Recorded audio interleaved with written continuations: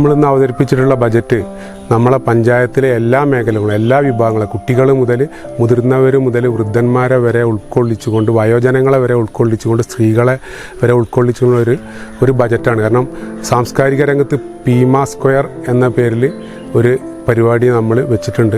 എല്ലാ മേഖലയും സ്പർശിച്ചുകൊണ്ടുള്ള ആരോഗ്യ മേഖലയെ അടക്കം സ്പർശിച്ചുകൊണ്ട് പിന്നോക്ക വിഭാഗങ്ങൾ SC പിന്നോക്ക വിഭാഗങ്ങളടക്കം നല്ല പ്രാതിനിധ്യം നൽകുന്ന ഒരു ബജറ്റാണ് നമ്മൾ അവതരിപ്പിച്ചിട്ടുള്ളത്.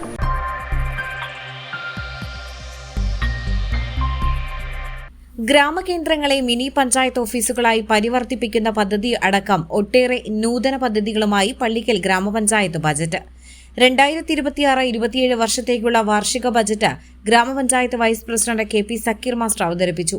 ഗ്രാമീണ റോഡുകളുടെ നവീകരണത്തിനും നിർമ്മാണത്തിനും 6 കോടി രൂപയും ഭവന മേഖലയ്ക്ക് 2.94 കോടിയും കാർഷിക മേഖലയ്ക്ക് 1 കോടിയിലേറെയും വനിതാക്ഷേമ പദ്ധതികൾക്ക് 50.76 ലക്ഷം രൂപയും വകയിരുത്തി. വയോജന സൗഹൃദ മന്ദിരം, സന്തോഷ പാർക്കുകൾ എന്നിവയ്ക്കായി 50 ലക്ഷം രൂപയും ഭിന്നശേഷി സൗഹൃദ പദ്ധതികൾക്ക് 35 ലക്ഷം രൂപയും വിനിയോഗിക്കും. തദ്ദേശീയ കർഷകരുടെ ഉൽപ്പന്നങ്ങൾ കയറ്റുമതി ചെയ്യുന്നതിന് കാർഗോ കമ്പനി കോംപ്ലക്സ് രൂപീകരിക്കും.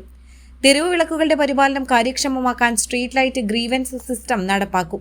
വൃക്കരോഗികളുടെ ഡയാലിസിസിന് സഹായമായി 12 ലക്ഷം രൂപ വകയിരുത്തി. പള്ളിക്കലിൽ മിനി സ്റ്റേഡിയത്തിന് സ്ഥലം വാങ്ങുന്നതിന് 60 ലക്ഷം രൂപയും ഓപ്പൺ ജിം സ്ഥാപിക്കാൻ 20 ലക്ഷം രൂപയും നീക്കിവെച്ചു. നാട്ടിലെ കലാകാരന്മാർക്ക് ഒത്തുചേരാൻ ഫീമ സ്ക്വയർ സംഘടിപ്പിക്കും. കോഴി, ആട് വളർത്തൽ പദ്ധതികൾക്ക് 18 ലക്ഷം രൂപയും അംഗൻവാടികൾ സ്മാർട്ടാക്കാൻ 20 ലക്ഷം രൂപയും വകയിരുത്തി. വനിതകൾക്ക് വരുമാനദായകമായ സംരംഭങ്ങൾക്ക് 40 ലക്ഷം രൂപയും ഹരിതകർമ്മസേനയുടെ പ്രവർത്തനങ്ങൾക്ക് 25 ലക്ഷം രൂപയും നീക്കിവെച്ചു. പഞ്ചായത്തിന്റെ ആസ്തികളടക്കം മുഴുവൻ വിവരങ്ങളും ഒറ്റ ക്ലിക്കിൽ ലഭ്യമാക്കുന്ന ഇന്റലിജന്റ് പ്രോപ്പർട്ടി മാനേജ്മെന്റ് സിസ്റ്റം നടപ്പാക്കാൻ 17 ലക്ഷം രൂപ വിനിയോഗിക്കും. നീർത്തടാധിഷ്ഠിത പദ്ധതികൾക്കായി നീരുറവ് നടപ്പാക്കും. ഇതിനായി 2 കോടി രൂപ വകയിരുത്തി.